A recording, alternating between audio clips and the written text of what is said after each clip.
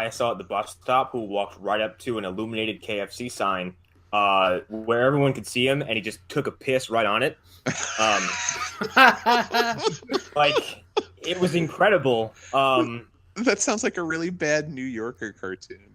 Oh, man, like, real quick, I'm saying the bus stop, I've got my headphones in, and this dude walks up, and he looks agitated for some reason, and, like, he's, like, looking around and looking all over the place, and he hopped off a bike, and finally he walks up to, like, the bottom of, like, the Taco Bell signs, like, the signs that they stick in, like, the fucking dirt or rocks, like, in front of the sidewalk or behind the sidewalk, that leads to, like, that, and then, like, right behind the parking lot, and then there's the building.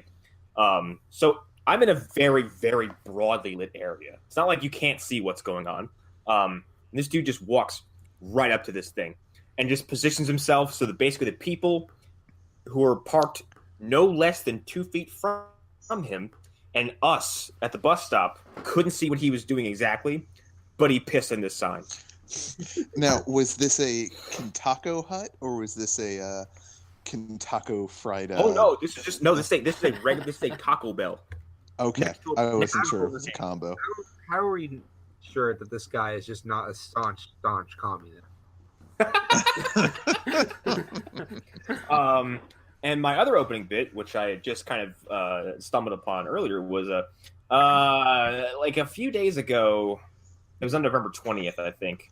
Mortal Kombat 11 was revealed by a pissed off Spanish voice actor whose performance was apparently bad enough that the localization company was like, "We're not going to use your work." So he went on Twitter and was like, "Well, I guess they don't want my work, and I don't know if it's Mortal Kombat 11 or 10.5 or whatever."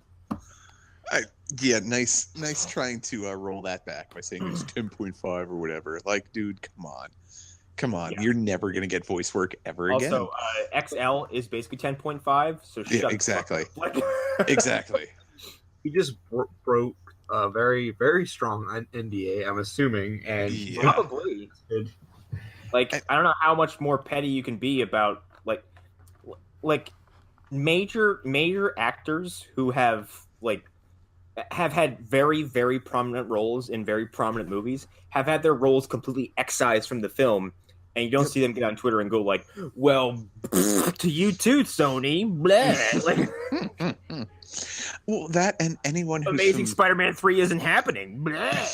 Anyone who's familiar with NetherRealm's games should realize that when all the DLC for them comes out, that's their 0.5 of whatever game it is that's released. Here's the thing. Everyone on Earth knew that Mortal Kombat 11 was coming out. Yeah. We didn't need to be told like this. No, we mostly because Ed Boon teases Mortal Kombat announcements like this. It's been a few years since the last Mortal Kombat, and he gets on Twitter and just posts pictures of ketchup and mustard. He also shows up at E3 and does interviews where he's like, Yeah, like he's almost like he goes like he's like, "It's cold today. It must be getting to sub-zero temperatures," and then he stares at the camera for 30 seconds. My all-time favorite Ed Boon tweet is him just posting a bottle of ketchup and mustard on the screen on Twitter. Like he does stupid shit like that. Everyone goes like, "Oh, must be working on a new Mortal Kombat game." Okay, and then you wait patiently for the official trailer to drop, and this asshole just took that reveal from us. Yeah, whatever. I mean, it's whatever. He told us He's not something going to we all affect my knew. excitement. Yeah, exactly. Like, we all knew this was going to happen. And you know what? It's going to be great. And your work won't be in it, you petty shithead. Yep. But hi, everyone. I'm Connor McGraw. Welcome to another After Dark edition of the Phantom Zone. We have some news and stuff, of which I'm not sure of because I don't have the docket in front of me because I'm irresponsible. It is on the Hangouts. There it is. I see it. Who else is here? Arlen Haro, as usual. I am the shell of a human being formerly known as Hunter Davenport. And I am the very full boy after eating his second Thanksgiving dinner of the weekend, Eric Fedorczyk. Yeah, I had a fucking whole plate of turkey like an hour before we started this. Oh, yeah. My wife and I went to a made buffet a full-on Thanksgiving dinner again because I'll be damned if I'm not going to have leftovers. Oh, yeah. Yeah, obviously. I will That's your sustain right as an myself. American. I will sustain myself on leftovers the next few days. Yep. Yeah. There's a whole bag of ham in the turkey- fridge I haven't gotten to yet. Our turkey was assaulted by the oven, I would say. So we didn't really get leftovers. But yeah. I still haven't Still haven't found my white whale yet, which is to eat a fried turkey. Oh yeah, I want to so bad. I want Same. to. I'm afraid the nap I will take afterwards will be the last nap I take. Oh, I'll die. I'm afraid that I will end up inadvertently burning my house down, even if I'm not doing it near Oh my no, house. I will not be present for the frying of the turkey. I just want to eat it. Like Yeah. I want a professional to take care of this for me. Eric, your face ends up in the oil and getting all. I would be doing it in like a park a mile away, and the minute the turkey hits the oil, the house would just catch on fire. Like Right, I don't know how it would happen, but it just would. Yeah. I think what was it, an Aqua Teen Hunger Force episode where they flash fry an entire cow. Yes. And they inject the udders with cheese. Yes. And it causes like an explosion. It's amazing. I think they burned down Carl's house. Yeah, I think they do. I think one of the embers ends up hitting his house and it just burns down. Yeah. I missed that show. Yeah, it was pretty good. I never got to watch like the last season or two because I didn't have cable at the time. You mean the fake reboot that really ticked me off? What the fuck was it? It was it was Aqua Hunger Detective Squad 1. Something like that. Yeah. Yeah, Wait, it was really what? strange. Yeah, doesn't Frylock die of cancer? Like, wasn't that one of the plot lines? He dies of cancer at the end of Aqua Teen Hunger Force, and then when it came back as Aqua Teen Patrol Squad 1, he was just fine. Everything's fine. Everything's back to normal. Okay. Yeah, and then like they teased, like they announced it was getting canceled, but then episodes just kept rolling out, and then they had ads saying the cancellation continues. That's actually pretty funny. It's really brilliant. So our first story, speed round, is that Game of Thrones returns in April, and the hype hasn't hit me yet, but it will. I mean, I love Game of Thrones. I'm excited for more. That's for sure. Yeah.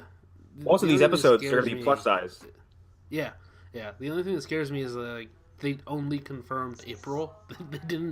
They weren't able to confirm any other pieces. So this could be April 1st, or it could be April 31st. Yeah. So. Yeah. Also, it's going to be a weird world where, like, the show is going to finish and wrap up the story that we know of so far of, a Dance of Ice and Fire. Before George R.R. Martin gets off his fucking ass and finishes Winds of Winter. Listen, he's almost done with that 30th pizza, and once he does that, Where He's flat out said, like, his problem is that he starts to write and he gets distracted by gaming. yeah. Oh wow! Yeah, Wow. He says my attention gets pulled elsewhere. oh god, But and now, like, my Uber thing is like, will he adhere to his plan that he gave to HBO in case something happened to him, for how this story on his end wraps up, or will he change it so the world could experience this story again with a different ending? I could see the ending being virtually identical, but the route in which he gets there being very different. Like, Yeah. Okay. extremely different. Well, Like, because the different roadmap, characters might make it. the roadmap in the show, like, is already excluded characters like Lady Stoneheart. Like, she's not in the show, period, because there's no fucking time for that. yeah. Yeah. And I'm coming from a place where I read, I think, the first book and only watched the first 2 seasons, and I want the show to be over just so I can then catch up on all of it. Right. I read the first 2 books, and like I've said before, as an adult, it takes a lot to get me just to sit down and read now, just because like there's so many different. It's the same thing as George R.R. Martin, except like the responsibility of me reading a book is not as much as the responsibility of a man finishing a fucking book he's supposed to be writing. Yeah.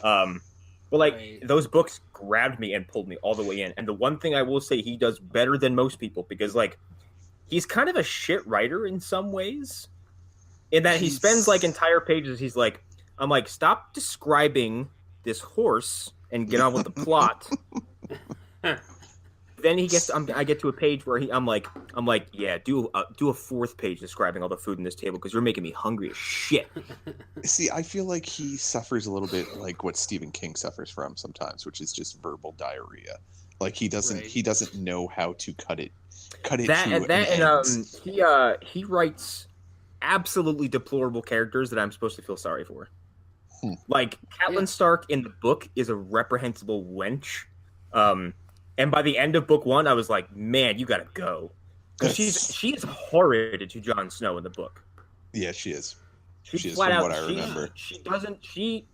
In the show, she's kind of tempered with how she treats him and how she views his existence. In the book, she's like, I detest the ground you walk on. Yeah. Yeah. Without saying those words, like, but she uses different phrasing, but she outwardly doesn't like him. And I think basically everyone else is like, he can't, like, it's not his fault. He didn't bring himself here. Like, but in the book, it's also pretty much stated that, like, when she kidnaps Tyrion, like, I think she admits to herself or admits to somebody else that she planned this very poorly and ended up getting, like, causing a lot of problems and getting people killed. Because she didn't know what she was doing. But I'm fucking excited for it, and I've loved the show, and I know people have been kind of critical of the last season because they're accusing it of taking shortcuts. I'm like, yes, because like HBO is probably like, get to the fucking finish line. Yeah. They took a lot of liberties, which, I'm not sure how I feel about all of them, but some of the decisions that they make, I think, are still. So really here's the thing: if your shortcut results in pure, unadulterated spectacle, I'm okay with it. Like. Some of the visuals and experiences of the last season are amazing television. Yeah. I don't care how they got to Battle of the Bastards. That was one of the best battle sequences I've ever seen. Well, that's the season before. Yeah.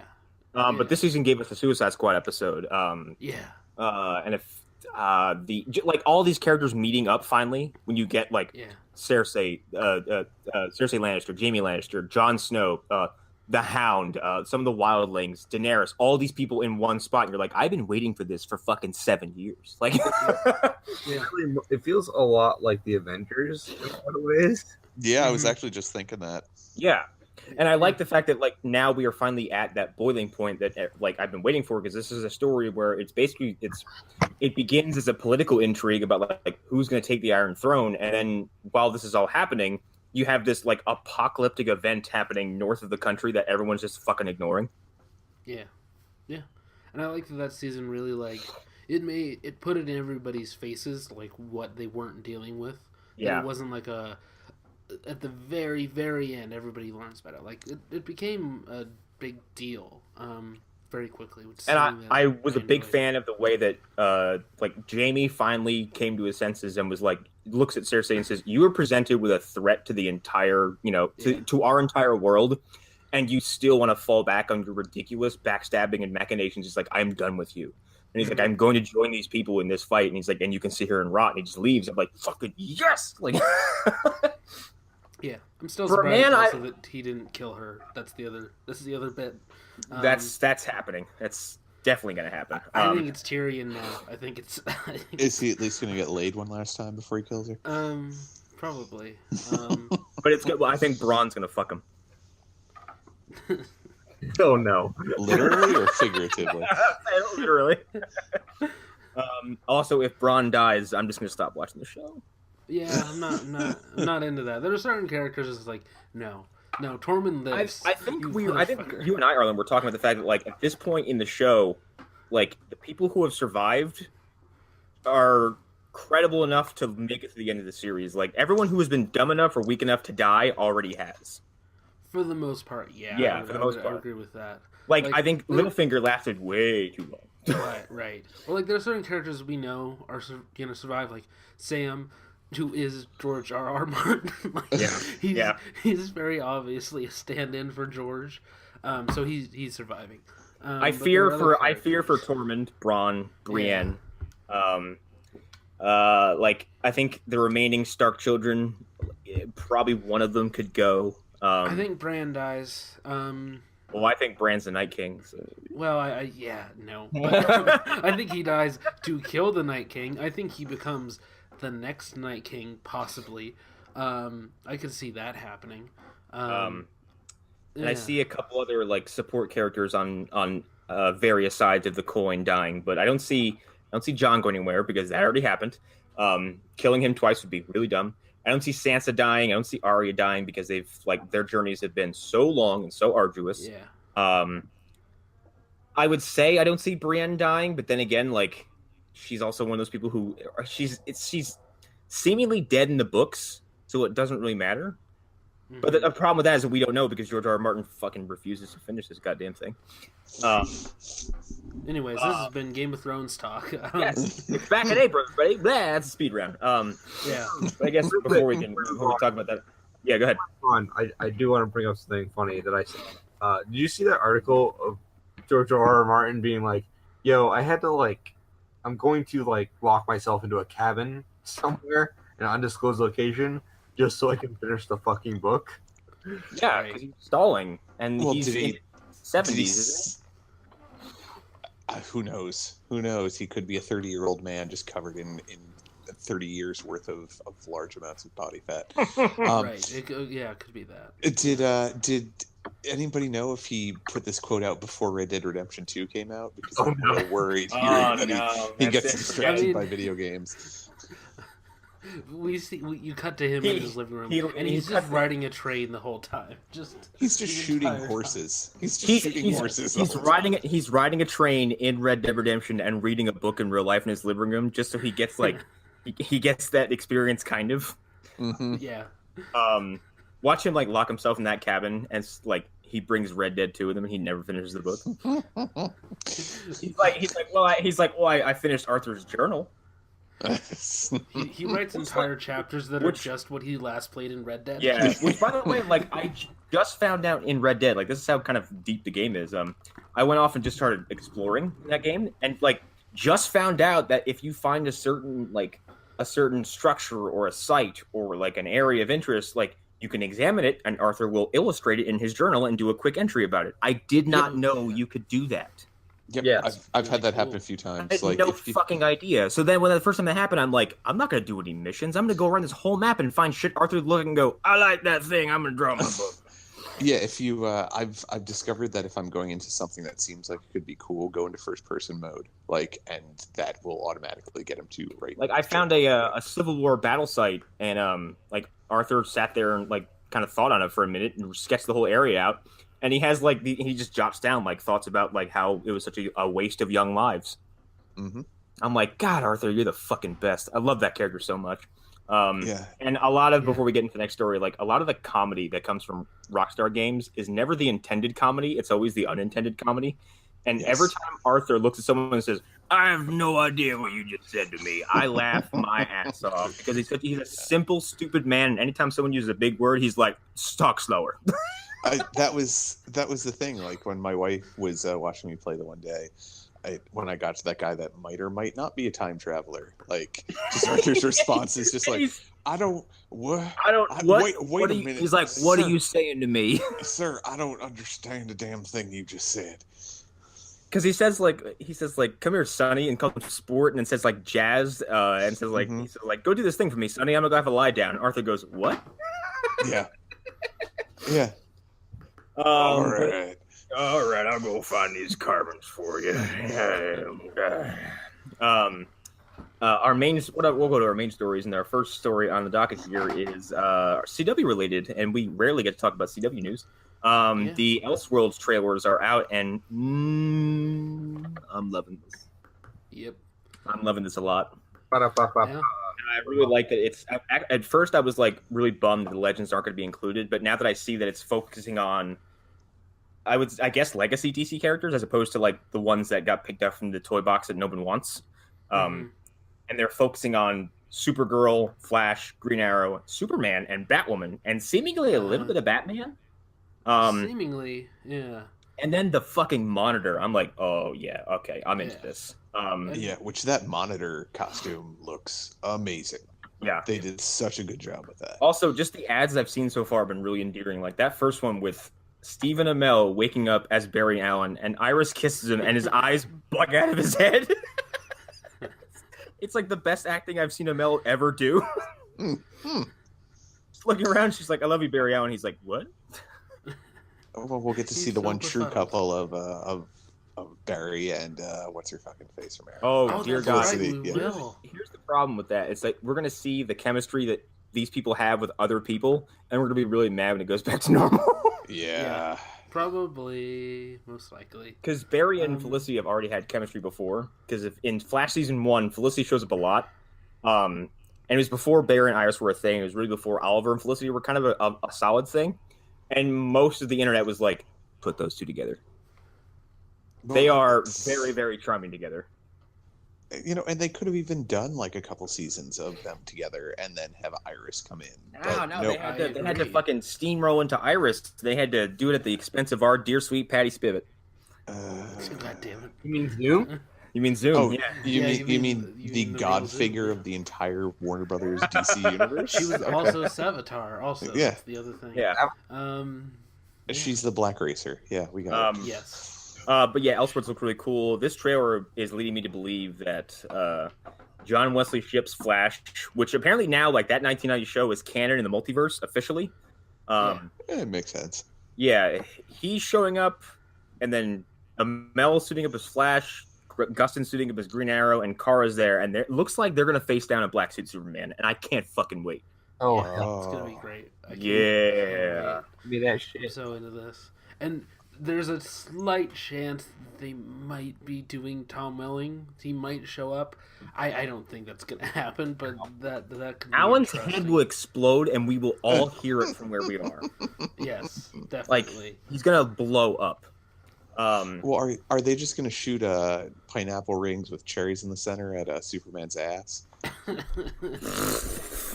The fuck, like He's got an ass like a canned ham, man. I Look at know, that but thing. I don't understand any of the preceding comments. Pineapple rings? What?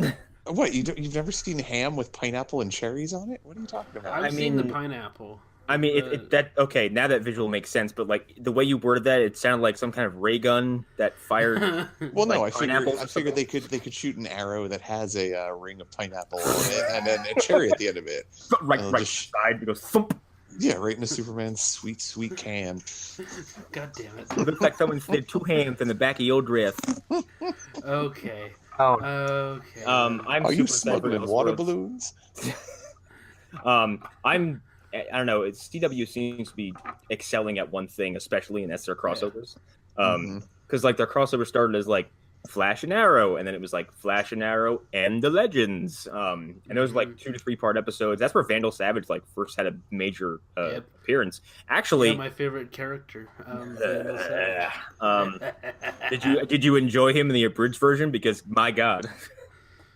Because I didn't I get was very there. far, actually. Okay. Vandal Savage goes through his origin story and then basically tells the entire Legion of Doom that he has been present for every single superhero origin story, and they all just get increasingly frustrated with him. And the editing is just like they crudely superimpose Vandal Savage like in the background of various DC events. Like he's like, Fantastic. but I was there. He's like, and the He's sun in the on. cornfield. I was there. He is in the cornfield. God damn it. I like the So idea of him good. like peeking over a garbage can as Martha Wayne is being shot. I think it's something along those lines. Like they very lazily slap him into the background with intention, just to make it seem as forced as possible. And That's then great. after he says "I was there" enough, Cheetah just slashes his throat, and he gets back up and finishes because I was there. It's very clear I should be working for the abridged people. Yeah, Vandal Putting Savage David shows Lynch up, in and the I think Vandal Savage doesn't he kill the entire cast of the Arrowverse at the time, and then Barry goes back in time and stops it? Yes. Barry and Oliver's like, run, Barry, run, and then he resets the timeline. Yeah, he resets the timeline because Vandal Savage kills he kills Ollie, Black Canary. I think most of what we knew is the Legends, all of Team Flash, all of Team Arrow. Because he's like a really successful villain, and he's like really good at his job because he's been around for 1,000 years. Maybe they had it Legends, where he's incompetent. Incompetent and just lame, and he's being upstaged by everybody. But I think I don't like Vandal in Legends because I think Legends season 1 it has a really weak middle chunk that just drags everything the fuck down. And then they're like, "Here's Adam fighting a giant robot. Aren't you happy now?" I'm like, "Where was this 5 episodes ago?" There's a certain point where it felt like, oh, Flash and Arrow are both kind of falling apart a little bit. We need to run back to those sets and work on those. Yeah. And Legends was just left by whoever the B team is. In Someone terms was of like, production. "I don't know, let's do 5 episodes of Ray and Kendra."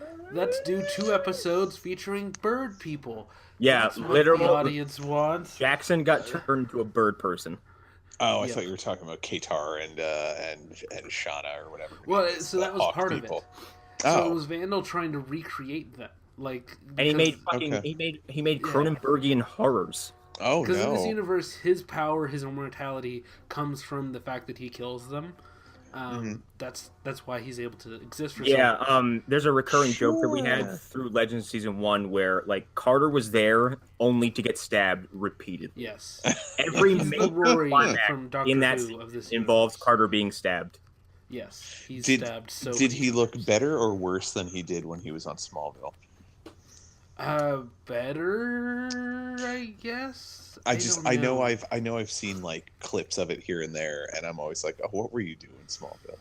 What were you Yeah. doing? I don't I know. look at all those outfits on Smallville and I'm like, that is all horrendous. And like for some reason Alan likes I know Alan loves Smallville, but like the one thing he always falls back on, and I've seen clips of this because I was curious, is the Bart Allen of Smallville is the most irritating, obnoxious thing I've ever seen, and I hate it. Yeah.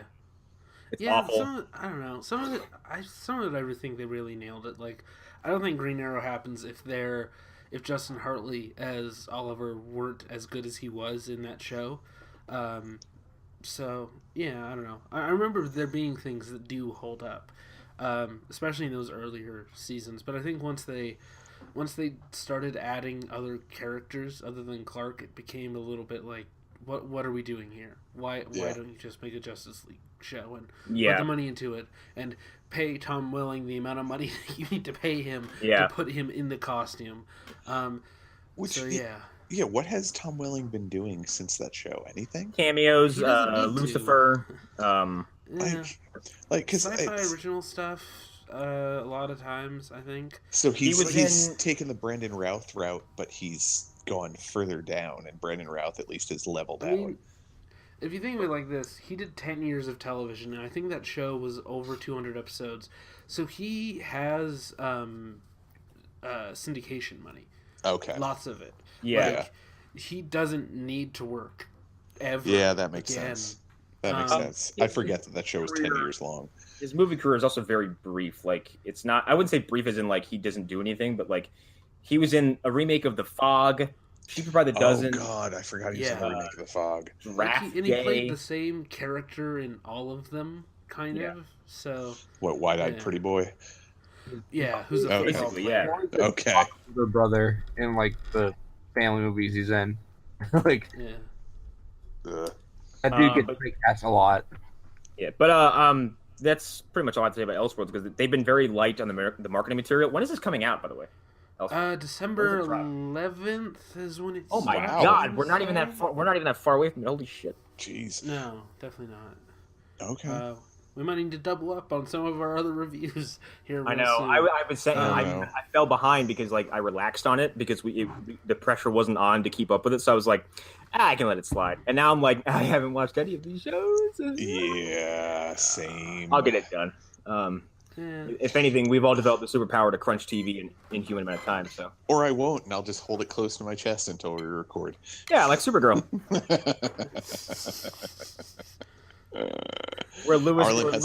where Lou basically sold us all three of us on Supergirl season 4, and we all sat there with our chin in our hands, listening very intently. Listening to Wait, Papa Lou what? tell us a story. Yeah, Oh, yeah, like no. I fell asleep during catch up because I was fried, so I just had fragments. And then And I only got Hunter to see goes like- one episode. Hunter's like, I didn't watch anything. Eric's like, I watched one episode. I was like, I watched a few, but I don't remember what it was. And Lou's like, I watched all 4. Here's what happened. Yeah, and the thing is, none of us revealed our cards until we started recording. So Yeah. it's, no, Wow. it turned out to be a good episode though, because Lou Yeah, we actually talked, like- Lou's talked, very like- into the show. Hour and a half about like various Supergirl related things. It worked out. Okay. Yeah. including the show. Like he told us about some stuff that happened that I was actually pretty into. Yeah, it's- like they do a whole origin story on what the fuck his name is, Agent yeah. whatever. Yeah, And- no, Yeah, and that was that- the episode I watched, and it was And great. that was one thing that kind of resold me on the show is that like that's a massive change in format for them to do a bunch of like retrospectives on other characters and kind of show you Mhm. like almost like it's one of the reasons why I love the beginning of Batman vs Superman so much because you are filling in this little nugget of plot that actually has a big difference. And you're showing a different perspective of a major story. And I guess like was at some point like Martian Manhunter come crashing through somebody's house in that episode? Yeah, he does. Yep. And like, so the great thing about that episode is it does something I've been saying since last season they should do, which is comment on the world around us, comment on the actual world. Yep. And they do that heavily in that episode. Yeah, and Yes, that's they that. do. They explain exactly how we are in certain situations that we are in right now. What do you mean? Yeah. You don't. And just a reminder for those listening, like, what does he mean? Kill yourselves after you subscribe. Fuck Nazis. I get Nazis with people, but they're also people who are made of flesh and they can take damage like the rest of us. There were some good people on both sides. There were some very bad people on. But yeah, Supergirl's doing that in a really smart, thoughtful way. So I'm glad that show is not the one who's trying to run from political content, and they're basically taking head on. Yeah, and that they like, and they're being as like thoughtfully progressive as they can, which is like if you're gonna do it anywhere, sure, do it in Supergirl. Like I appreciate it. Yep. And when Legends does it, like Legends does it in places that feel earned. Like Jackson being confronted with like slavery when he traveled back in time. There was something last season too. Can't remember what it was. But like when Legends get serious, like they get serious very well. Yeah, like they do it pretty well, and I think because they have such a diverse cast, that's how they're able to do it. So and Arrow had the gun control episode where like Renee was the one who was anti-gun, even though he's a vigilante who uses guns. Yeah. It wasn't his argument. Like he didn't like. He's basically saying like these weapons should not fall into the hands of corrupted youths. Basically. Yeah, something to that effect. Well, and it's Vigilante funny. showed up. It's funny that the guy who can't land a single shot when they're in a gunfight is the one who's against guns. So he's wearing a hockey mask. He has no peripheral. Can't see shit. Do we want to move on to the next story, or is there anything else anybody wants to say about it? Speaking of getting political, I would say that would be my. I mean, this is like it boosted my enthusiasm by like 5%, but my enthusiasm was at a neutral 0. Right. So now I'm maybe interested in this. So Jeremy Irons is playing an older Adrian Veight on the Watchmen TV show, and supposedly on the HBO Watchmen show. That's awesome, and that also like doubles Jeremy Irons' DC credibility in 2 years, because he's going from Alfred to Veight. And I wonder. Such a perfect pick. I would. It say. is. Like, I kind of wonder though if part of his contract to do Warner Brothers movies or the DC films had something to do with this. Maybe I would. Maybe they were like, we're not doing. Maybe like that. I would hate to see his Alfred just be like shot out of a cannon, like all that stuff, because I think there's some interesting stuff there. But I don't think any of that is coming back into like whatever new DC universe these Warner Bros. Is planning, or DC Worlds as they're calling it. But maybe this was like the consolation prize. Maybe they were like, you're not gonna do this, but you want to do this, and he was probably like, sure.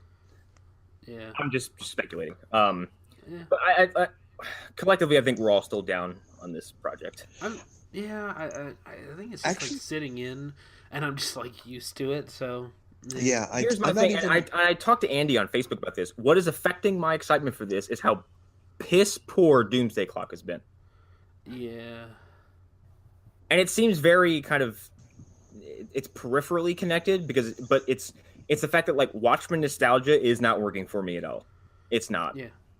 Well, it's now so far removed from when it was originally published that nostalgia isn't really something a lot of people who are current comic readers have for it. Yeah. I also like the idea of doing a sequel to this story, which is not what they said it was going to be. He keeps calling it a remix, and I don't know what the fuck that means. I don't know how I feel about like what Veight did was like catastrophic. And actually, where his position is in Doomsday Clock actually makes more sense for me as compared to what I think this is. Because in Doomsday Clock, like the world finds out about him, and he's like, I can't show my face ever again. Yeah, he goes into hiding basically, and he goes to search for Dr. Manhattan because he knows that Dr. Manhattan's been fucking around in other universes basically. Yeah. Oh, you Yeah, mean the thing that he that's kind of my forced him to do at the end of Watchmen? Okay, cool. Yeah, more or less. Because he goes looking for John because he wants John to save their Earth, but he's mad at John for basically playing God elsewhere. I think is what I'm getting out of that. It's been a while since I've had my eyes on Doomsday Clock, but that's what I think the gist of it is. And like, cool, but can you please also speed up this process and make it a little more interesting to read? Because so far it hasn't been. Yeah. It's all not to get in this tangent again, but it's also not paying off on any of the teases that were planted in any of the DC books so far. Like I reread The Button recently. None of that has been brought up so far at all. Like, and it was a huge thing. The fucking cover of this book has Batman and Flash holding the Watchmen button, and none of it is being followed up on.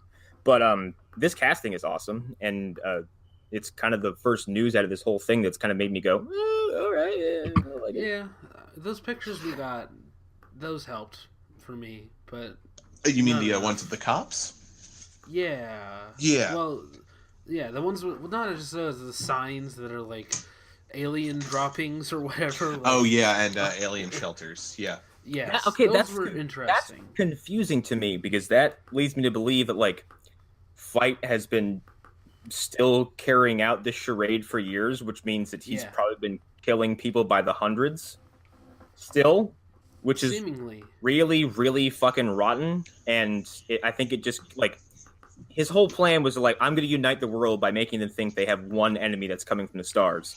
But I guess the problem with that is if you're going to go back to this world, like the whole world has to continue to think that there's an enemy coming from the stars. So maybe his hand is forced. Yeah, that's the indication that I got at least. Well, I think just the inevitability of man being what we are as a monster would be that we'd want to fight each other regardless. Like, it would get to a point where we would end up fighting again anyways. Which would be a cool thing to visit. Like, maybe he's talking to himself when he's sullen and he's saying, like, I had this plan, it worked for a while, and then everything just came undone. And I drove off, literal God. Yeah. No, that's a good And point. that's the thing. Is he gonna be used in this series? Odd. Manhattan. It'd be funny I don't if know. actually God himself. God himself shows up from God from Preacher. God from Eric Larson's Seventh Dragon. Yeah. Oh God, no. And then they come all over each other. Oh no! Are we I'm wondering who else we're gonna get as far as older characters go. 'Cause I would hope to see an older Dan and an older Sally. Silk Spectre. Yeah. I think we see nobody, but at the very end we see an older Rorschach. That's. Or no, he's dead. He's dead. He's very he's dead. dead. He's Well, very okay, dead. that would be very interesting though if we did see an older Rorschach at the end. And we were Well, like, but wait, what? I could actually see that happening. That Manhattan at a certain point realizes he did make a mistake with him, but brings him back in a different way. Possibly brings him back not as mentally scarred as he was as a child to become the Rorschach he is. Right. Yeah. Okay. Yeah. That would actually. That's exactly the kind of thing Lindelof would do. If they are going to borrow from Doomsday Clock at all, the new Rorschach they have in Doomsday Clock is like the most interesting thing about it because he's the son of the psychiatrist that was analyzing Rorschach in the prison. Yep. And he grew up thinking that his father was doing some kind of noble thing and that he was trying to get down on this dude's level and fix him. But the reality was like his father hated Rorschach. He was terrified of him, and Rorschach preyed on him. Yep. And preyed in his fear and paranoia, and like the relationship was anything but friendly. It was 100% toxic. And so that guy transformed his I think this kid was basically brainwashed by Veight to pick up the Rorschach mantle. Well, yeah, he's an effective tool. I mean, that's essentially what he's going to be used as. Yeah, especially in a world where I think the general consensus would be that he's gone. Yeah. If someone were to see him again, I think they would shit themselves. Well, just that mask alone. It's also, I mean, we don't know exactly what happened in the Watchmen universe at the very end of it, but if you remember, Rorschach's journal ended up at the exactly. It was like a National Enquirer type of place, but still, if there's smoke enough to follow, I'm sure they could actually prove that some of the things that Rorschach wrote were true. So which is where the continued use of aliens puzzles me, because we also don't know the context of the signs, and maybe they're from flashbacks or something. But if that information did get out, no one would buy that lie anymore. They would get over it. Yeah.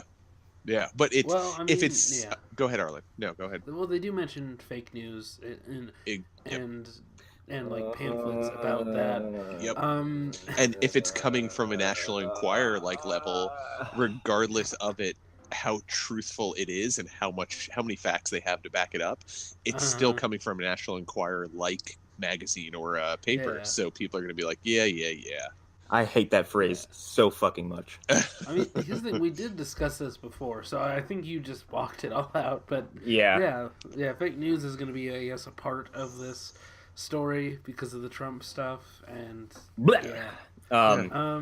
But yeah, I think we can move on to the next item.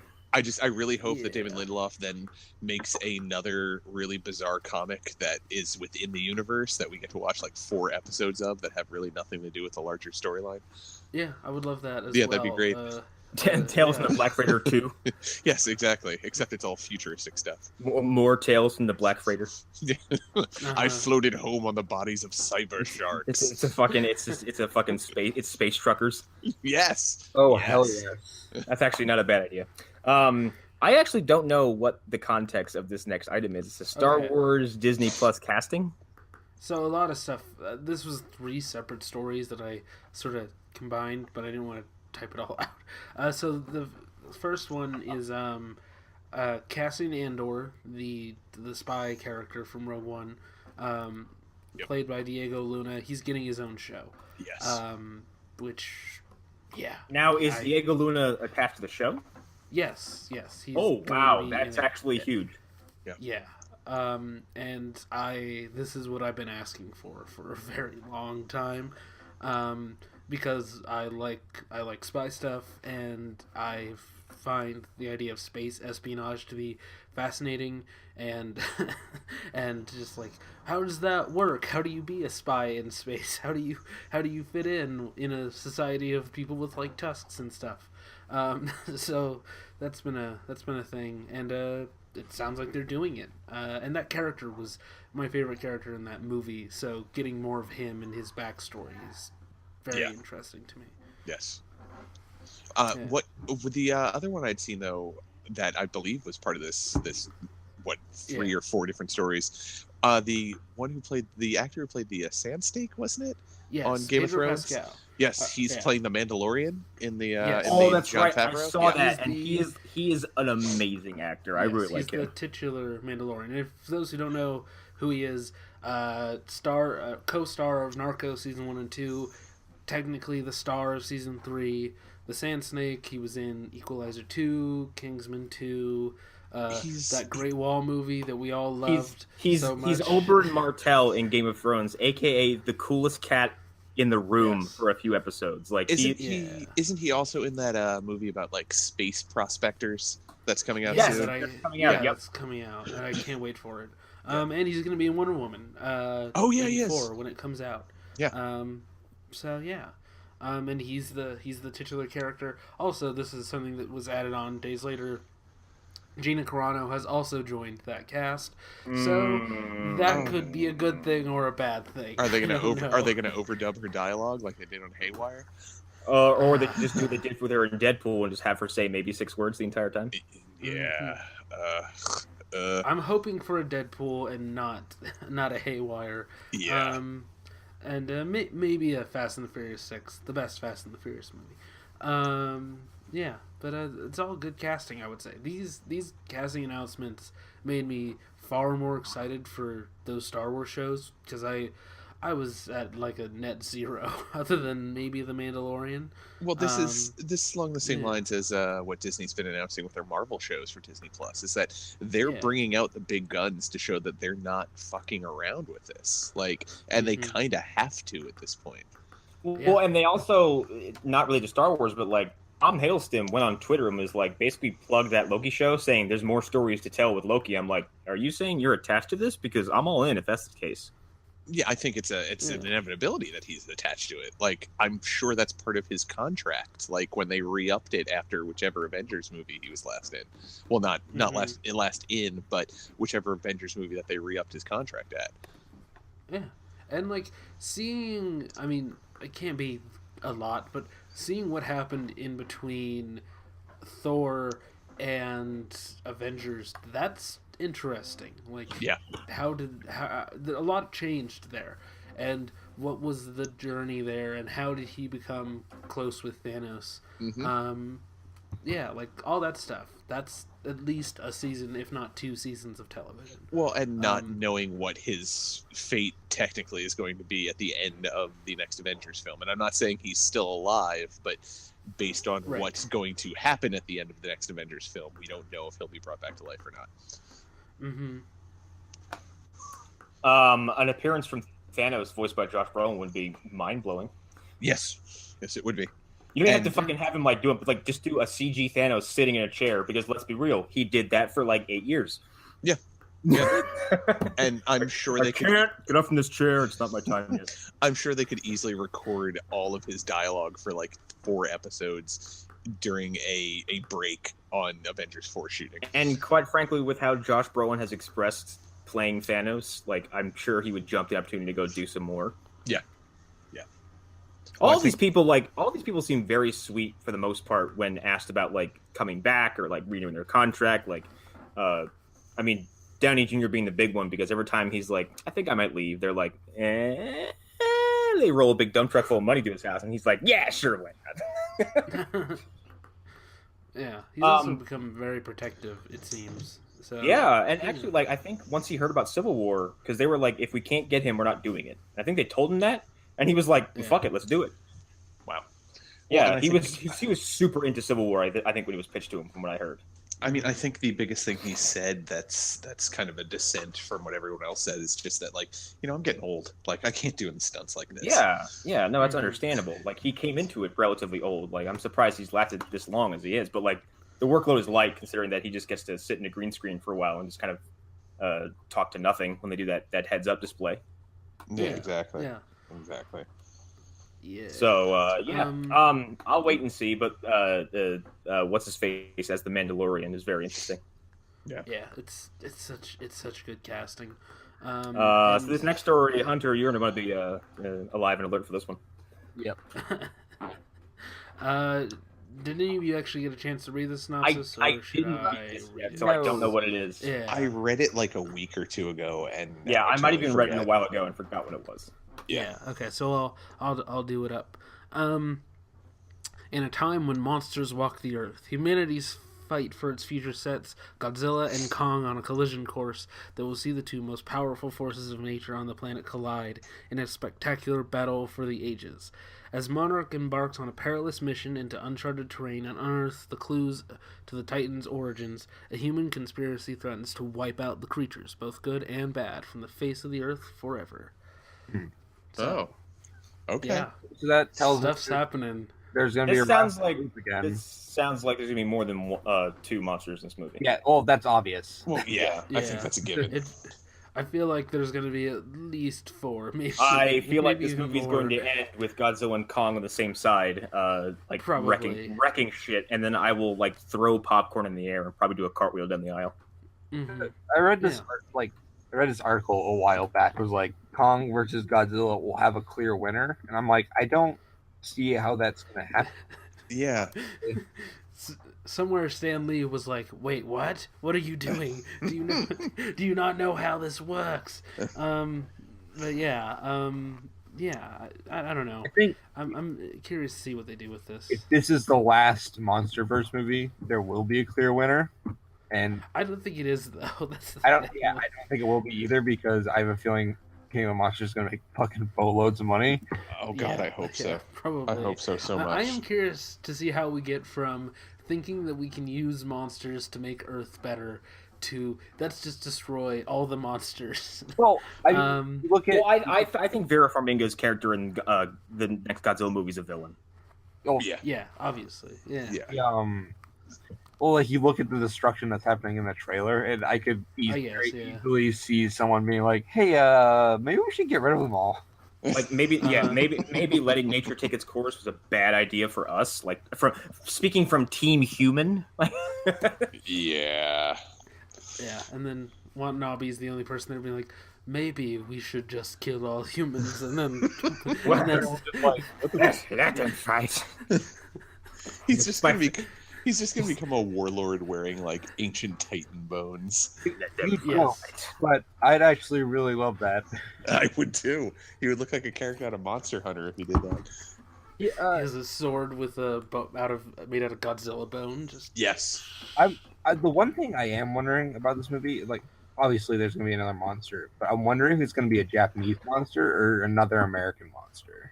I really. What think they do fucking one what of fucking both. American monster is there to use? There's Cloverfield, which Lou will love. There's Yes. Cloverfield. There's the Beasts from 20,000 Leagues, which would kind of be like thematically appropriate. I would say Cloverfield sounds like a hard catch. That doesn't sound easy They to. could do the Kraken from the But that's just a giant squid. Dude, No, not from the Clash of Titans remake. That was the Incredible Hulk with tentacles, yeah, and I love that design. or even the original Kraken, who's like a giant goblin, basically. Yeah, he's like a giant gill man. Yeah. technically do the Yeah, which crack would be cool. though, in Kong Skull Island. Yeah, they did. Yeah, Kong Yeah. fights a big giant fucking squid, and he eats You're it. right. Yeah. I don't know. I feel like most of the more famous monsters don't come from us. True. No. Unless Yes. the other monster is a mecha monster, like it's Mecha Godzilla. That would be Mhm. okay. Well, I could mean, do that. They'll never do this, but they could do Frankenstein, which Oh which dear would God. be That would be amazing. Or like who owns Jet Jaguar? Is that still Toho? That is still Toho. that's yeah. If they do that, it won't be the same. But like I could see them having a code name, something called Unleash Project Jaguar, and a fucking robot shows up. Uh-huh. Yeah. But I would think they'd go more the Mecha Godzilla route, like just let's fight fire with fire type of idea. Yeah, and someone's like, who built this and why? And someone's like, fucking why the fuck not? Wouldn't you? Like, Exactly. Yeah. It Wouldn't you want shoots a missiles nuclear out of its deterrent? fingers. oh my, the dragon sword. I could actually honestly see them doing Space Godzilla too. Oh. Yeah. But Would be interesting. wouldn't it be too convoluted to? Well, Yes, I it mean would the be original very story. convoluted. Yeah. Well, I Because mean, wasn't I was Yeah. gonna say wasn't Space Godzilla like Godzilla's DNA was sent into space or something along Yeah, those lines? yeah. Like his DNA went into space and like collided with like a meteor, and it just essentially created this new life form. Oh my god! So his Mhm. his origin is the same as Metacooler from fucking Dragon Ball Z. Is what? Yeah, it's also very similar to Biolantes because Japanese, real original, you know. There's a lot of weird similarities to Dragon Ball Z and Godzilla. Yeah, I'm shocked. I just love the fact that like Kind they of brought back. There's a I love the fact they just brought back Cooler by saying like, yeah, Goku shot him into space and his body blew apart, but a tiny little mechanical star ran into his corpse. oh, that's right. Yeah, Oh god. the big Getty star, and in the abridged Because they version, as already soon as killed his dad. yeah, in the abridged version, again, he goes the big Getty star, and way in the background you hear Krillin go. He just laughs the name every time it gets mentioned, and Goku can't remember what the hell it's called, so he keeps calling it the Big Ghetto Star, or the big glowing star, or something like that. It's a bunch of different names. But I mean, I'm still a staunch defender of Godzilla, the first movie, even though I it's do a great agree in the film. fact that on rewatches you go, just fucking show up, like. Well, it's not even that. It's like there's 30 minutes in there that don't need to be there. Yeah. Yes, I completely agree. Yeah, and if they weren't there, people would be completely. And as okay soon with as Bryan Godzilla Cranston just not like being there. leaves the fucking movie, I think like the energy, it's almost like the energy gets sucked out of the room. Like Yes. it happens so suddenly that you're supposed to just accept it, and it's like, Yeah. Mm-hmm. but And you're like, I'm left with Aaron Taylor Johnson. yeah, Yeah. Nah. That's the thing. I would even be okay if it was just his story, if they didn't include his wife and kid in it. Like that's Yeah. the parts that slow it down the most for me. Yeah, like Elizabeth Yeah. Olsen is just staring out windows and looking upset the entire time. She's just a carrot on the end of a stick for Yeah. Taylor to follow. Oh my god. She is. Oh, She yeah. is. It'd be, Well, also like he Go survived get so wife. many catastrophes. Yeah, like he survived so many catastrophes trying to get to her that it's like, Oh, okay. All right. Yeah, Fucking it's kaiju Nathan Drake, essentially. Yeah. he has like he gets from place to place like the same way Ninja got like fucking Hayabusa does in Ninja Gaiden, where he's like Yes. I'm on a blimp and now I will jump out of the blimp and I'm at a train station. yes. Uh-huh. Yes. But the entire time, like, he might as well have his finger up. Like, he might as well be like, Which way is the right, wind blowing? no. Yeah. This should take me upriver where the plot is going. Yes. Yeah. But yeah, that's that. I don't have anything else to say about that. Yeah. I'm excited. I- Wingard's gonna kill it. Wait, Hunter, did you have anything else to add? I think the movie is going to be good, despite Adam Wingard being attached. Yeah. Like, I mean, okay, Wingard has flubbed truly once. Yeah, And it was Death Note. And Yeah. we went very in depth in this in Movie Dumpster, and we basically attributed the fact that like that movie's beautifully filmed, and Yep. what weighs it down really badly is that it's a poor man's adaptation of a really complex anime and a manga. Yep. And I don't think it was his project to begin with. I think he was brought on, and I think Wingard does the best because he did like The Guest and fucking You're Next, right? yeah, he did. Mm-hmm. Yeah, like those movies are amazing. Yeah. And then I'm the not second I'm best not Blair Witch big, movie. I'm not a big fan of the Blair Witch movie. I only like it like It's a towards great the. film. Okay. Here's my like full clear thoughts on that movie. Like to me, the first hour is just found footage trite, and then the last 30 minutes are incredible. Right. But that's neither here nor there in this because that's just like I think Blair Witch is competently made. I just don't really like it. Death Note is competently made from a technical perspective, but it's a disaster from a creative perspective. The script is nonsense. All the characters are just detestable. I really feel like Mhm.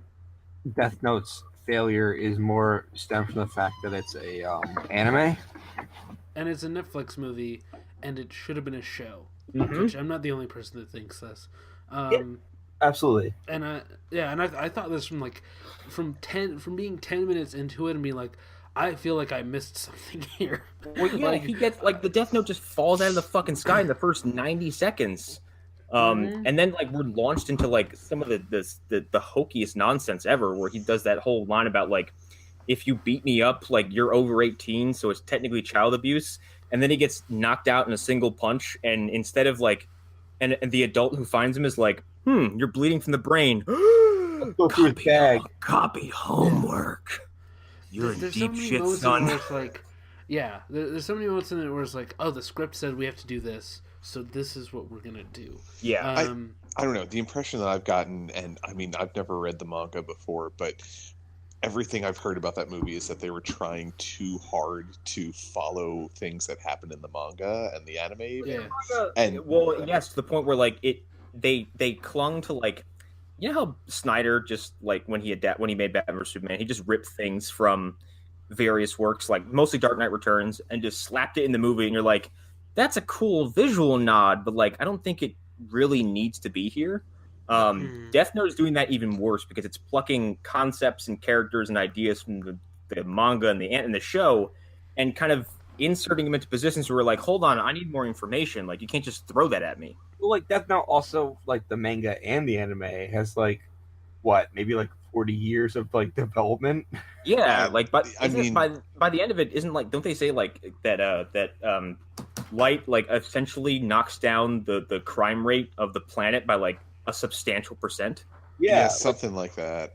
I keep meaning to buy the all-in-one that like, because there's a collection that just has the entire series in one gigantic book, and I keep thinking about picking it up but never get around to it. And not to keep dwelling on Death Note, but like the other thing is they just relied on like Final Destination-esque like, you know, Rube Goldberg device, you know, gore kills, and they don't really have any charm to them. They're cool looking, but it's like you're not doing anything for me. That and like what was her name? Mika? What was her name in the fucking movie? The girlfriend.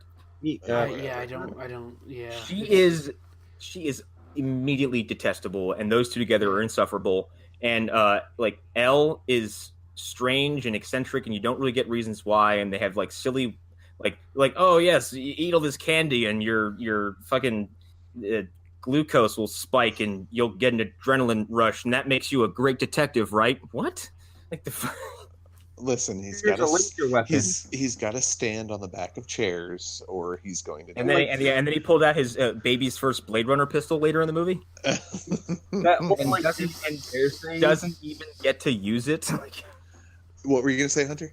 the whole standing on chairs thing is like a visual nod to the manga, but it makes no sense. Yeah, Like, you're given very little information as to why he is the way he is in the movie, and they give you bits of it, and it never really connects. But anyway, that's this has been Movie Dumpster Part 2 for Death Note.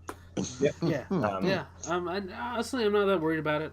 You know, like he wrote all of that Death Note movie, which just tells you he's bad at adapting things. Like that's Yeah, Maybe it was a property he didn't get. Yeah, that's like, true. Yeah. So maybe he was this also tasked condensing this story into 90 Herculean. Yeah. Or he just felt like he could. He felt like he wanted to do a movie, and he didn't really feel the desire to do a show, which I get. But like, maybe if a show's the better idea, you should do a show because that's smart. But anyways, Godzilla vs Kong, he's working on somebody else's script. So like if something goes wrong, I blame the studio. And then I blame him, and then maybe the writer. Let's go back to Snyder. Like, what's one of Snyder's best movies? Dawn of the Dead. Who wrote Dawn of the Dead? James fucking Gunn. James Gunn. Yeah. And 300 is great, but 300 is also like so bare bones. Like, there's nothing to fuck up there. Yeah. Right. Watchmen's fantastic, but again, he was so slavish to the source material that he stumbled into making a great movie by just trying to change as little as possible, and was just interested in taking the comic panel and slapping it on screen, which honestly is so faithful and loyal to the source material. I can't really fault that movie for too much. Nope. So I admire that kind of dedication to getting the source so well. So it's a thing of like this movie just needs to be as good as Godzilla, honestly, because King of Monsters is almost guaranteed. I at this point I feel like it's guaranteed to be really good. Yeah, and I think the issue with maybe not getting Gareth Edwards back again is because you now that we've all seen Godzilla enough times, like the whole point of that movie is to hold Godzilla back as far as possible until until you couldn't breathe, and then he shows up and kicks ass. Which is why you do hire a guy whose claim to fame was a movie called Monsters, where he didn't show you any fucking monsters. Yep, except for the very end where you see weird jellyfish monsters. Yeah, they're all kind of Lovecraftian squid things that light up. But they did a good job of showing you. He does a good job of showing you what they did in the interim, and that's that's a big part of Godzilla, showing was really good at establishing scale and something. Yeah, yes. exactly. Yeah, that's why the final battle sequence in Rogue One is so good. Yep. Because the walkers look gigantic. They look like they're going to just destroy everything, and they seem invincible. And you really get a sense of the rebels were true underdogs. There's no way that they should have won this. And if Luke and Leia and Han hadn't formed that team that they did, they might have lost. Totally. So it's a Anyways, we should probably move on. Yeah. Let's see. This one's another sort of rumor one. Marvel and Disney are courting the CEO of Lyca Studios, who he directed Coraline. He directed Kubo and the Two Strings. I don't know about anything else. Okay, fair enough. Yeah, and Kubo and the Two Strings was great. But that's, I don't know, that's what worries me, because the Guardians films are so indelibly covered in James Gunn's ink that I don't know how anyone is going to follow up on those. I don't know how anyone's going to pick up the pieces, too. Yeah. Yeah. I don't know how you don't just start over from scratch. To me, it's put Guardians on a shelf for 10 years and then just make a new movie called Guardians or Guardians of the Galaxy Volume X or something like that. Something that makes it different. Yeah. I mean, and this isn't to say that I don't think that this guy could do a good job, but the problem is he would have undoubtedly, just from what I've heard from Kubo, he would probably have the heart, but Like, is the comedy and the chemistry going to be there? Like, this cast at this point doesn't really need like an overseer to get their chemistry going, because they've got it. Like, these people work together flawlessly. Yeah. But like with a new pair of hands kind of guiding the direction, like, is it going to be the same? Yeah. Well, and that's. I mean, yeah. Oh, go ahead, Arlen. I mean, I'd be curious. I mean, so I'm probably the person who disliked Guardians 2 more than anybody else on Earth. Like, and I still enjoyed it, but it's just like I still have like feelings of like, was that really what we needed? So I would not be against somebody else giving a different take on it, a different voice to it. Well, is Guardians of the Galaxy 3 still using James Gunn's script? I think they're going to be using parts of it because that was part of his payout when he was leaving. Yeah. Okay, then that's an interesting thing. Also, I have enough confidence in these actors to look at that script and go, I know exactly how James will want me to deliver this. Yeah, I mean, because I'm reading his words, and like this is I know him well enough to the point where like this is how we would do it, and like I would hope that a director coming in on the third entry of a series that's been that's been successful because of the close relationship and the chemistry of the director and the cast. Like, I'd hope that guy would have enough respect for these people to go, like, if you're telling me that's how James would do it and you think it's the best way to go, then I would respect that feeling. Right. Yeah, and also, I mean, back to a previous example, Zack Snyder's Dawn of the Dead is so good because it is a James Gunn script. And you can feel where the Snyder ends and the Gunn begins. Yeah. And this guy, I think he could really handle the heart and that kind of stuff, as far as I can tell, and balance the tone maybe a little bit better than Gunn did in Guardians 2. Give us something more like Guardians 1. But the cast and him would be able to figure out the comedy together. Because it wouldn't just be them, it would be Sean Gunn, who obviously is probably a lot like his brother.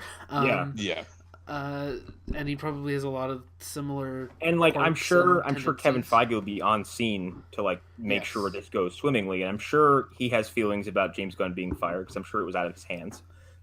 Yes, sure, he's still pissed about it. He threw in as many chips as he could without putting his own career completely on the line, which I understand. Yeah, you don't get to that level and then torpedo yourself by opening your mouth. Yes. Oh, go ahead. No, you can. Go. I was just going to say the only thing that I worry about though for I'm trying to find this guy's name as we speak, but let's say he does this and it goes over swimmingly, and it is still using James Gunn's script. That doesn't necessarily mean that he's the right director for Marvel films, though. It could just be he adapted a James Gunn script well, and whatever they put him on next could end up being a bomb. That's fair, but Marvel they don't do things now without being sure. Yeah, I get that. Like, this won't happen if Bumblebee isn't gigantic, right? Mm-hmm. I don't see it happening. The shitty thing is Bumblebee is projected to do really poorly in comparison to the rest of the series. Yeah, which is that is no one's fault but Paramount.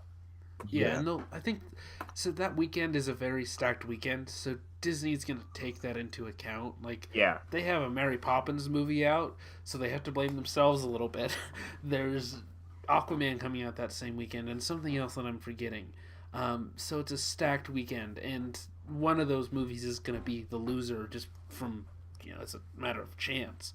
To be perfectly honest, I kind of hope it's Mary Poppins because I love the first Mary Poppins movie, but I didn't ask for this, and I don't remember anybody else doing it either. I saw a commercial for this movie the other day, and I was like, "Is this a Mary Poppins movie?" Like, I don't know. It's not for me, but at the same time, like one.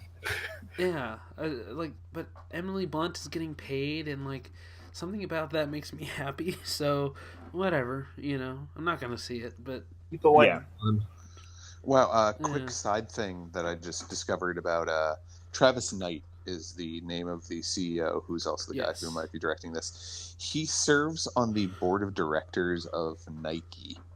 Whoa! Because his father owns that company. Yeah. Yep. That's pretty funny. That's fucking weird. That's crazy.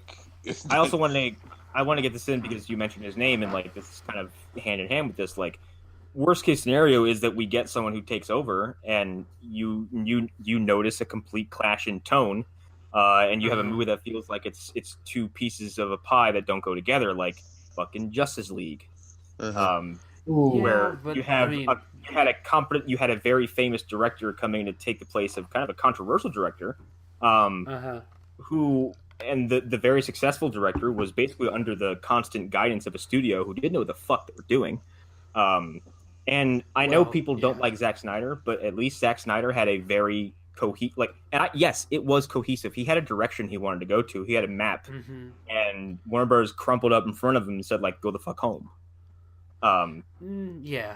Basically. That's and I don't want this to happen to like my point is, like, Marvel's been too smart to fall into that kind of trap. Yes, and doing it with the Guardians of the Galaxy, I feel like would be really damaging. Yeah, and again, they won't hire this guy unless they're absolutely sure. Like, question about. I also feel like as much as Marvel was holding to their guns about not hiring James Gunn back, they also realize, like, if they screw this up, like, they're gonna look like real assholes to all their fans. Well, that's Disney that wouldn't let him back. That's the important thing. But I mean, let's be honest. It's Disney / Marvel. So, and this is this is Disney's bread and butter right now. Yeah. Well, this is just after Tron failed. They're like, we got to have fucking something to appeal to that audience. Yep. Yeah. If Feige could have had Gunn back, he would have. He just, I really do believe that. But I do too. Speaking of people who work high up in Marvel. Ike Perlmutter has been fingered in what exactly? What racketeering charges? No. It's what the case is that he was fast tracked to have a concealed permit, I believe it is. Oh, yes. In New York City, which normally it's about an 8-month wait, I believe. That number I might be pulling out of my ass, but I know it's some exorbitantly high amount of time that you have to wait.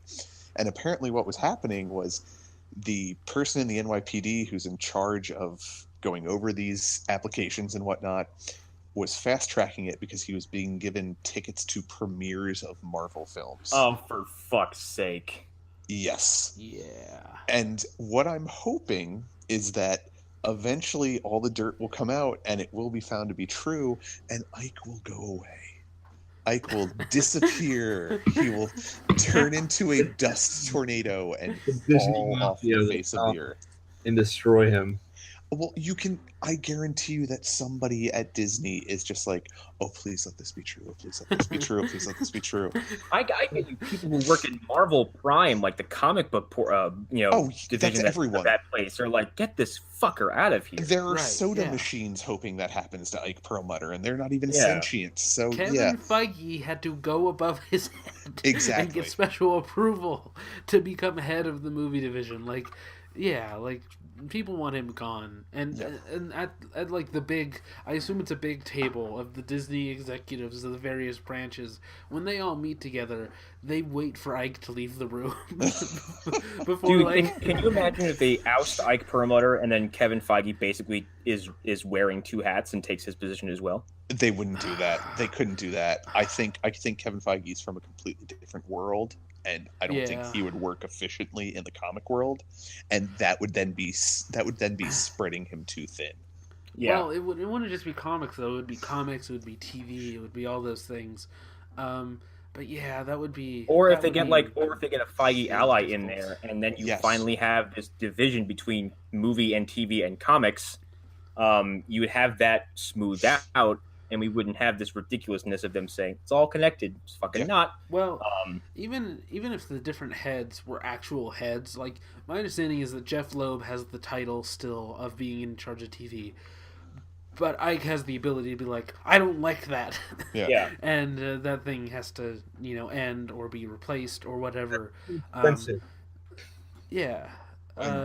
Jeff just says, "Okay, boss, let's do the Inhumans." Mm-hmm. Yeah, and then when Ike goes away, turns away, he's like, "Guys, we're really gonna do it." But yeah, that's I would very much like that. I don't know, like they got Al Capone through tax evasion, or something like that. So Yeah. maybe it's the little thing that takes this fucking villain down. Yeah, Yeah, it's I mean- in a perfect world. maybe he will be caught by Detective Pikachu. That was That's two dynamite transitions in a beautiful. row. I'm very happy They with myself. yep. But now that you pointed them out, they're not Dynamite anymore, and you should be ashamed of yourself. Shut up. Can I just say, like, Detective Pikachu is like the coolest looking shit.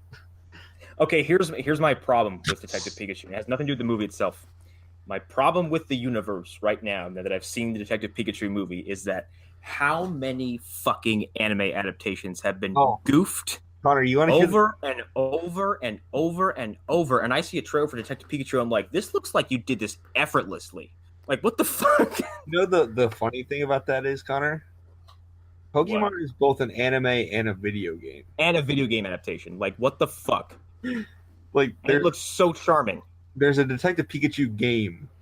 Like, Yes. Oh my god! they're going to they're going to I crush. didn't know that. They're going to crush 2 adaptations at once, probably. I didn't know that. But it looks fun, and like I didn't know that 3D Pokemon, like fully realized Pokemon, would look so interesting. Yeah, they're using CGI and puppets. The thing I was reading the other day is you got this guy who does realistic Pokemon draw art. And he Okay. essentially designed the whole movie. Oh, okay, good. That means someone on the internet didn't just go to Boss Logic and be like, "Do a Photoshop for us." Yeah. I'm fucking sick of that guy. Like, Actually, like I think a third of Screen Rant's content for a while was like, "Look at this art by Boss Logic." Like, are you paying this dude? Or Well, no, Screen Rant's just a bad site. Screen Rant actually, like, and I'm visiting it less and less, but I was going there out of habit. And the next time they spoil a major comic book event in the fucking headline, I'm done, because they have been doing that relentlessly for about a year and a half. They just straight up put in the headline like, "So and so kills so and so in recent DC Comics release." I'm like, you motherfuckers, dude. Comic Book Resources did that last week. Also, their idea of like putting like they'll say like, "Spoilers, so and so dies in The Walking Dead," but they'll put like a redacted where it says like, you know, the name, but then the picture will be of the person who died. Yep. It's like, you guys know what you're doing. But Detective Pikachu looks very fun, and I don't know why everybody has a problem with Ryan Reynolds' voice in Detective Pikachu. It's not my first pick, but like it's fine. We all saw Deadpool, and they're like, "He's Deadpool now." I'm like, "No, Ryan Reynolds." It's because the internet's fever dream of seeing Danny DeVito voice Detective Pikachu didn't come. All right, and let's be real, it was never going to happen to begin with. No. I think he said "fuck no." Probably, I wouldn't doubt it. I ain't doing the voice of no electric rat. What's a Pokemon? What's a Pikachu?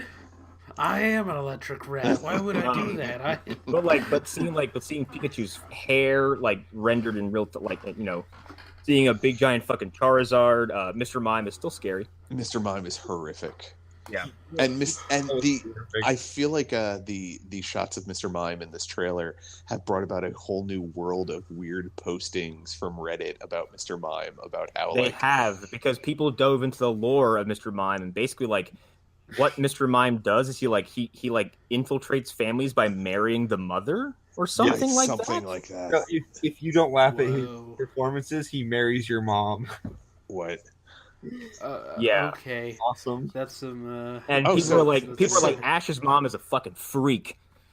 Well, yeah, because there's the one picture that I saw of Mr. Mime with his hand on Ash's mom's leg. So what's going on there? It's from the cartoon, and it's really fucking weird looking. But saying that Mr. Mime is going to marry your mom if you don't laugh at him reminds me of that Onion article about the time that the fox on the what is it yeah, he's going to marry your dad. Like, I can't remember, the animatronic fox on the Splash Mountain ride is going to marry your dad. Oh yeah, it's like I'm traumatized because the animatronic fox on Splash Mountain threatened to marry my dad again or something along those lines. Yeah, and it's so great. It's so great. Like, it's going to be the most long, boring wedding you've ever been to, and nobody's allowed to bring food, just a warm bowl of water. The next story, that's really all I have to say about Detective Pikachu right now. This next story, I don't have anything to say because I haven't started watching Dark yet. That's fine. You guys should have told me to cut it. I didn't. Yeah. I forgot to mention earlier, but I didn't know until now. Yeah. Here's the thing. My roommate's watched that show and actually loves it. She's told me she really enjoys it. And I've heard some stuff. I've only heard stuff about it from very select sources though, so I don't know anything about it. Is that the German show that's on Netflix? Yes. Yes. Yeah, Yes, everything I've heard is phenomenal, and I would be very curious to see about a horror show from these people. Yeah, it's a very dark show. Oh But no, my it God. has some. But no, it really does like deal with some very heavy subject matter, and yeah, there's some things that go on that are very just like they're unnerving on like on a cosmological level, like a almost a Lovecraftian type of thing. It's like I am perceiving some kind of horror that defies and perverts my perceptions of reality, and therefore I'm going to go mad. Yes, and I just don't know how to deal with it. And you see people really affected by these things that are happening to them, and it really it's like the end of every fucking Lovecraft story. It's like I have beheld the Yes. horror of the cosmos, and now I have lost my mind. I want you to meet my cat. Would you like to know his name? Okay, Yes, but it's all in German, so it sounds like extra creepy. So that shit real? Yeah, it is. It's terrible. so it's like Is that we okay? has Because to- I never what is saw Mikkel? I never saw the cat's actual name, Oh, and I'm yeah. assuming starts with an N word. Yes, it does. It's. I think it's. Oh no! It's the Rats Behind the Walls or something along those lines. Was the first time I ever saw that. Why was he so like? I don't get it. Because Here's the thing. I know, like it's been brought up elsewhere, but like now clarify this. I love the works of H.P. Lovecraft. I love the works of H.P. Lovecraft.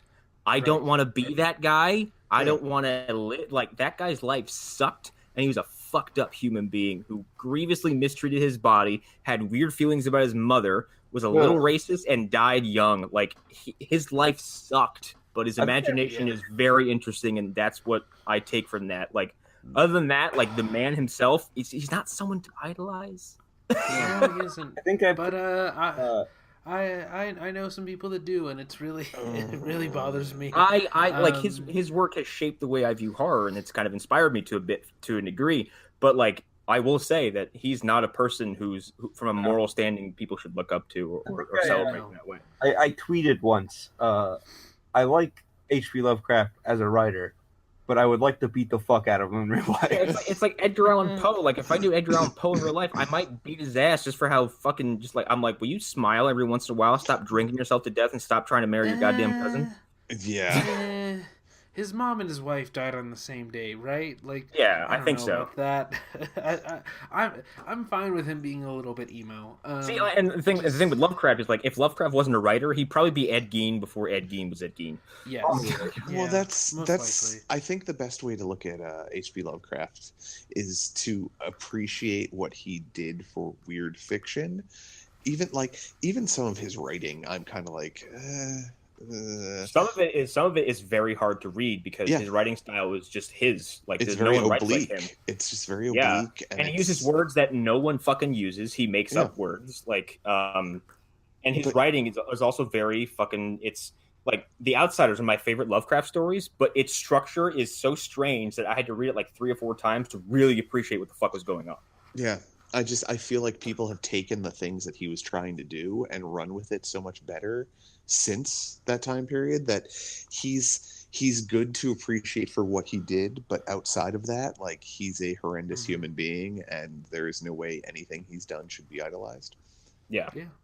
But you should all watch Dark because well that's what I was getting back to. Dark is one of the few times that I read about how don't ever watch anything on Netflix, a Netflix original production or a Netflix acquired production dubbed, because it's supposed to be the worst thing on earth. Well, at this point in my life, I don't want to watch anything dubbed because what was the last thing I tried to watch dubbed, and it pissed me off so much I just swore it off. Oh yeah. Well, so this is a problem with Dark is that when I first tried to watch it, they started as the default setting the English dub that they did. And all of Netflix's English dubs, which they did for Under the Shadow, which is a fantastic movie that you should all see if you haven't seen it. And for anything else that they do that's foreign language, they start with these English dubs, and they sound like a computer doing the dubbing. Like, it sounds like somebody, like, scan all these words and translate them, Google Translate. And like, even anime now, like, I gotta watch anime, and, like, really the only anime I can stomach being dubbed is Dragon Ball, because I'm so familiar with those voice actors. And the sub version is garbage, so... Well, I like the subbed. I like the Japanese voice acting. I'm very like that voice for Goku. That high pitched kind of girly voice is very. It's very familiar to me now.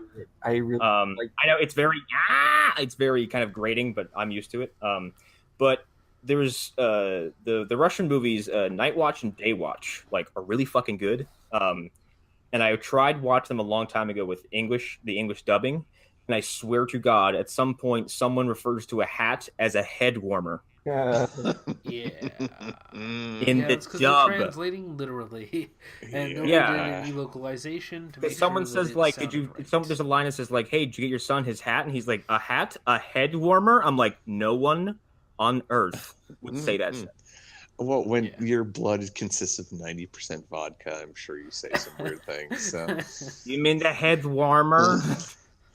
Do you have the head warmer for my small man? For a quick plug, Night Watch and Day Watch are both phenomenal, and they were made by director Timur Bekmambetov. That's a bad pronunciation of his last name. His last name has a lot of E, M's, and V's. He directed Wanted, and Abraham Lincoln Vampire Hunter. Yes, but Night Watch and Day Watch are kind of what put him on the map, and Night Watch and Day Watch are really fucking fun.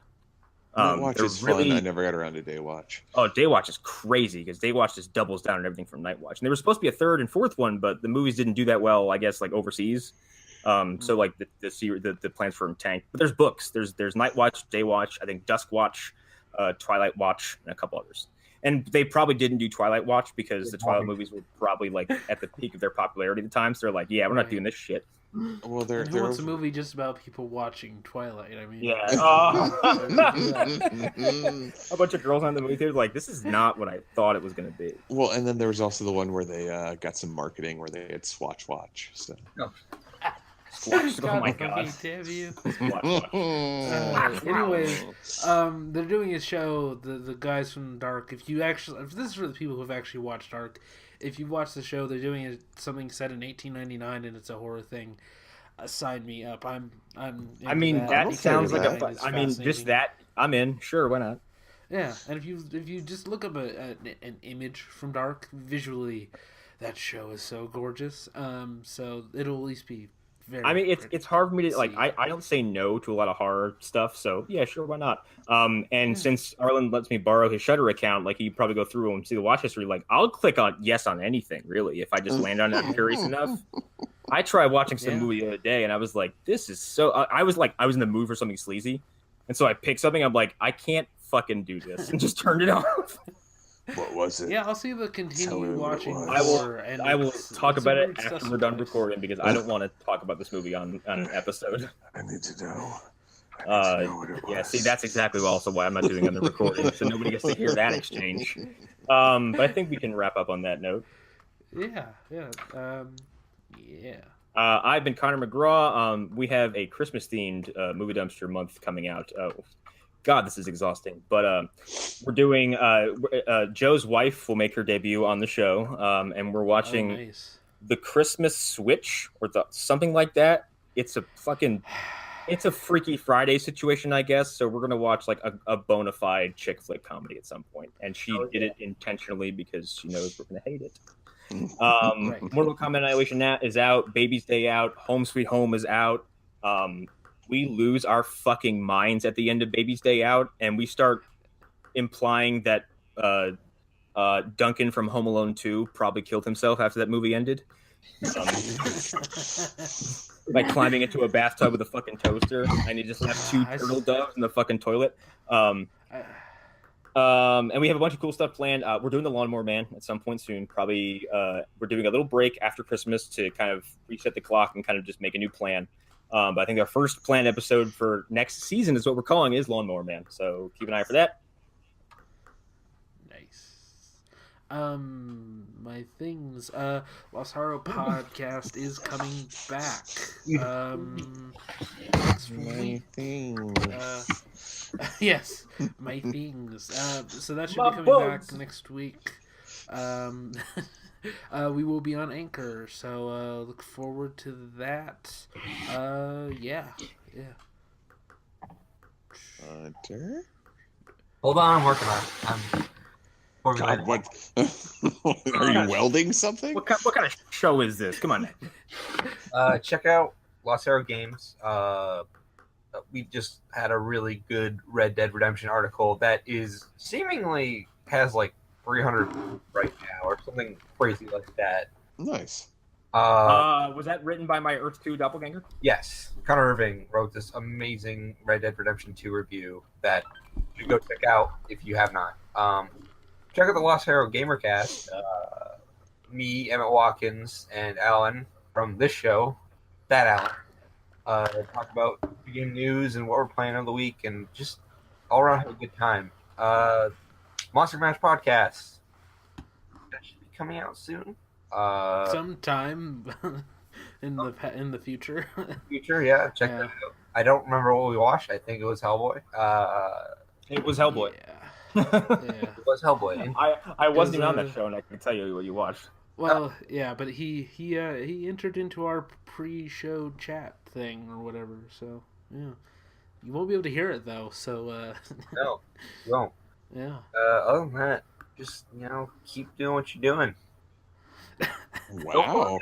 Don't follow me on social media, or else I'll stab you. There we go. I thought you were going to end on a positive note. Nope. Sometimes you live, and sometimes you laugh. Sometimes you get stabbed. I wanted to ask, when is what we recorded going up? Is that our Christmas? The show we recorded last night. Yeah, that one. That's Christmas, isn't it? Oh, yes, that is our Christmas special. All right, well, Probably I come will out on Christmas Eve. All right, well, yeah, we've got the four of us and Lewis had a little Christmas special we just recorded yesterday. It's actually probably my favorite thing we ever watched for the show. Yeah, Yes. Sam Raimi's Darkman. It's going to be fun. You're going to love it. Yeah, it's going to be great. That episode is a fucking blast. We laughed more or less the entire time. Yeah, you get to find out how Darkman is actually a horse. And The elephant. and I'm Eric Fedorchuk.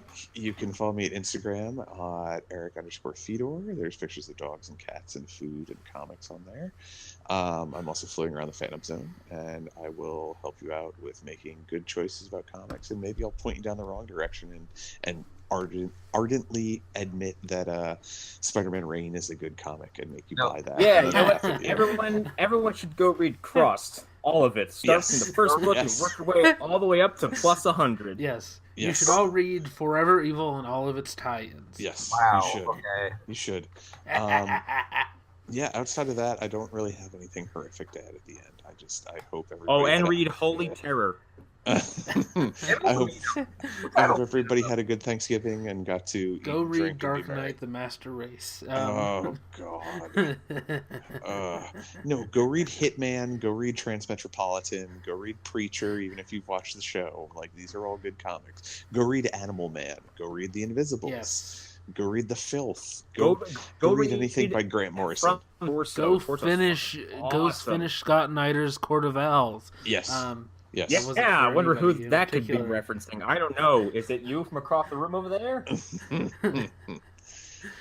Go read American Vampire. Great series. Yes, there's an Fantastic omnibus that just series. came out actually of the first 4 chapters of it, the first 4 books, I guess. Go read Yes. Hellboy. Go read Yes. Yeah. And BPRD. BPRD is great too. Yeah. Yeah. Give Mike Mignola that change. That. Hellboy. Needs his money. Hmm. Yeah. Yeah. And you can find all that on In Stock Trades. Yes.